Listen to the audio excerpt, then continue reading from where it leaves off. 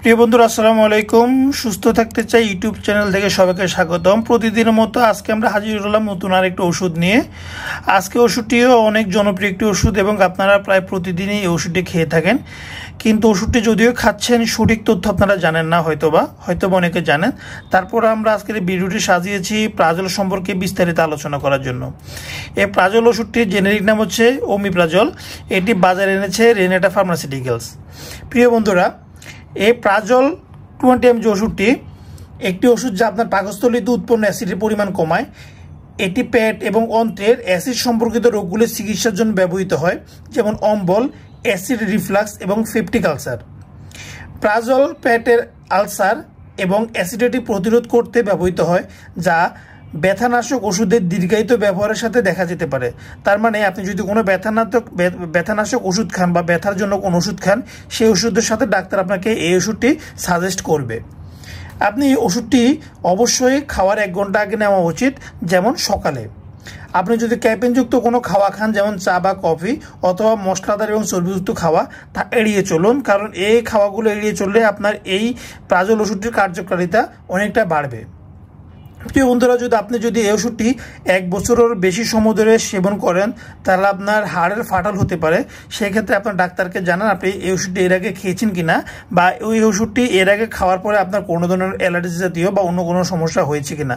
যদি হয় তাহলে ডাক্তার আপনাকে অন্য কোনো ওষুধ সাজেস্ট করতে পারে। এখন আমরা জানবো এই প্রাজল ট্যাবলেটের মূল ব্যবহার সম্পর্কে। এই প্রাজল ওষুধের মূল ব্যবহারগুলো হচ্ছে, এটি পেপটিক আলসারে ব্যবহার করা হয়, গ্যাস্ট্রিক আলসারে ব্যবহার করা হয়, রিফ্লাক্স রোগে ব্যবহার করা হয়, বুক জ্বালা ও পেটের মাঝখানে চিনচিন হলে ব্যবহার করা হয়, বুক এবং গলা ক্রমান্বয়ে জ্বালা পোড়া হলে ব্যবহার করা হয়, বুকের মাঝখানের অংশে ব্যথা অনুভব হলে ব্যবহার করা হয়, ভারী খাওয়ার ঠিক পরের মুহূর্তে পেটের উপরের অংশে বা বাম পাশে ব্যথা হলে ব্যবহার করা হয়, পেট ভারী হয়ে থাকলে অথবা ফুলে থাকলে ব্যবহার করা হয়, বদহজম এবং পেট পাপা হলে ব্যবহার করা হয়, বমি ভাব অথবা বমি হলে ব্যবহার করা হয়, ক্ষুধা না লাগলে ব্যবহার করা হয়, পেট ব্যথা হলে ব্যবহার করা হয় এবং খাদ্যনালীতে প্রদাহ বা পেট জ্বালা পোড়া হলে ব্যবহার করা হয়। এখন আমরা জানবো এই প্রাজল ট্যাবলেটের খাওয়ার নিয়ম। এই ওষুধটি খাওয়ারের আগে প্রতিদিন 1টি করে ট্যাবলেট গ্রহণ করা হতে পারে, অথবা 2টি বা 3টি খাওয়া যেতে পারে, সেটা আপনার ডাক্তারের পরামর্শ অনুযায়ী। গর্ভাবস্থা এবং স্তন্যদানকালে সতর্কতা। এটি গর্ভাবস্থা এবং স্তন্যদানকালে ব্যবহার করা নিরাপদ বলে মনে করা হয়।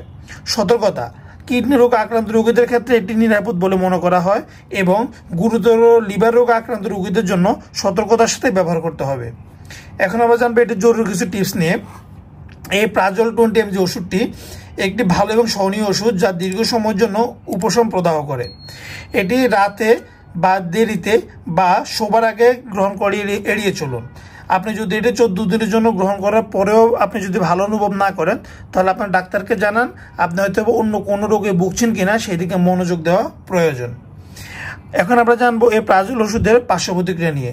যদিও এর তেমন কোনো পার্শ্ব প্রতিক্রিয়া নেই, তারপরেও আপনার শরীর বেঁধে এটি আপনার কিছু সমস্যা হতে পারে, যেমন ডায়রিয়া, মাথা ঘোরা, মাথা ব্যথা বা গলা ব্যথা। সংরক্ষণ: যে কোনো ওষুধ 30 ডিগ্রি সেলসিয়াস তাপমাত্রার নিচে রাখুন, আলো এবং আর্দ্রতা থেকে দূরে রাখুন, শিশুদের নাগালের বাইরে রাখুন। অবশ্যই যে কোনো ওষুধ খাওয়ার পূর্বে চিকিৎসকের পরামর্শ নেবেন। চিকিৎসকের পরামর্শ ছাড়া কোনো ওষুধ সেবন করবেন না। ধন্যবাদ বন্ধুরা।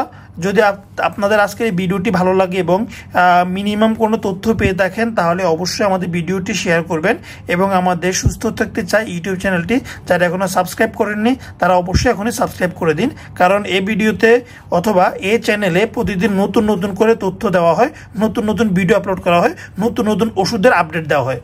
ধন্যবাদ, ভালো থাকবেন, সুস্থ থাকবেন। আসসালামু আলাইকুম।